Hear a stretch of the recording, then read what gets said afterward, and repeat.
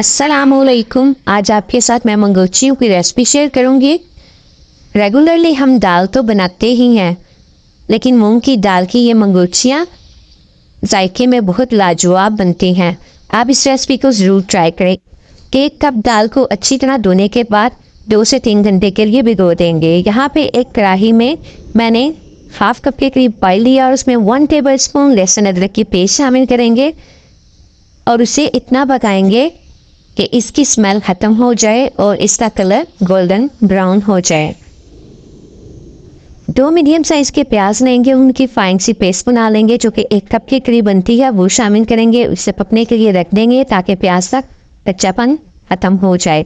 तब तक हम मसाले तैयार कर लेते हैं। यहाँ पे हाफ कप दही लिया, उसमें 1 टीस्पून नमक, 1 टीस्पून सुरख मिर्च, 1 टीस्पून धनिया पाउडर, 1 टीस्पून ज़ीरा पाउडर, 1 टीस्पून गरम मसाला पाउडर और हाफ टी स्पून दादर मिर्च शामिल करेंगे और उसे अच्छे से मिक्स कर लेंगे।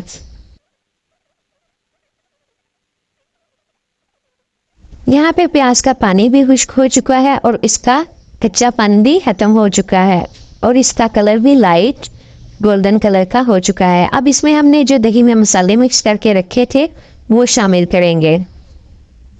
हम इसे मीडियम टू लो फ्लेम पे तब तक पकाएंगे जब तक दही का पानी खुश्क ना हो जाए और ऑयल सेपरेट ना हो जाए। तब तक हम दाल जो हमने भिगो के रखी थी उसकी पेस्ट बना लेते हैं।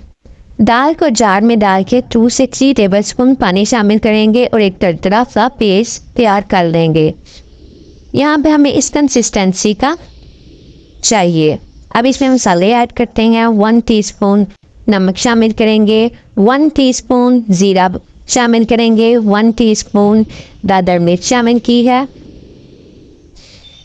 1 टीस्पून खुश्क धनिया पाउडर और हाफ टी स्पून हल्दी और 1 टीस्पून बेकिंग पाउडर शामिल किया है और इसको शामिल करने के बाद मिक्स कर लेंगे।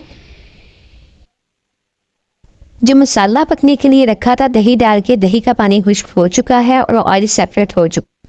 2 मीडियम साइज़ के टमाटर लेंगे और उनकी फाइन सी पेस्ट बना लेंगे जो कि 1 कप के करीब है, वो शामिल करेंगे और अच्छे से पका लेंगे ताकि टमाटर का कच्चापन ख़त्म हो जाए, पानी भी खुश्क हो जाए और ऑयल भी सेपरेट हो जाए।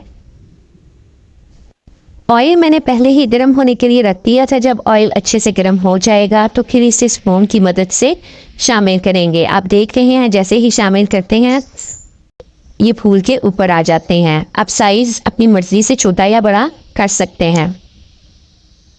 जैसे पकोड़े फ्राई किए जाते हैं वैसे ही हम इसको फ्राई करेंगे। जब एक साइड अच्छे से पक जाएगी फिर हम इसकी साइड चेंज करेंगे।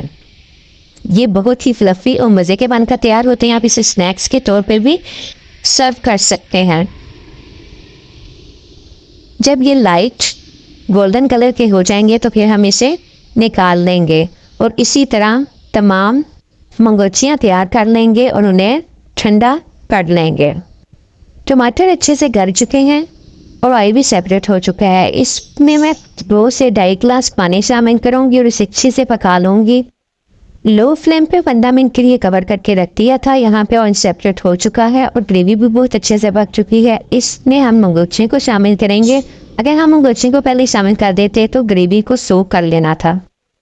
जब सर्व करना हो मंगोचियाँ तभी शामिल करें क्योंकि मंगोचियाँ थोड़ी देर बाद ग्रेवी को सोक कर लेते हैं। हमारी मज़ेदार मंगोचियाँ तैयार हैं। ये बहुत ही मज़े की और लाजवाब बनकर तैयार होती हैं। आप इस रेसिपी को ज़रूर ट्राई करें। लास्ट में इसमें खुश्क मेथी डाल के कवर करते हैं ताकि मेथी का फ्लेवर इसमें शामिल हो जाए। मज़ीद आसान रेसिपीज़ के लिए चैनल को सब्सक्राइब करें, अपने फ्रेंड और फैमिली के साथ शेयर करें।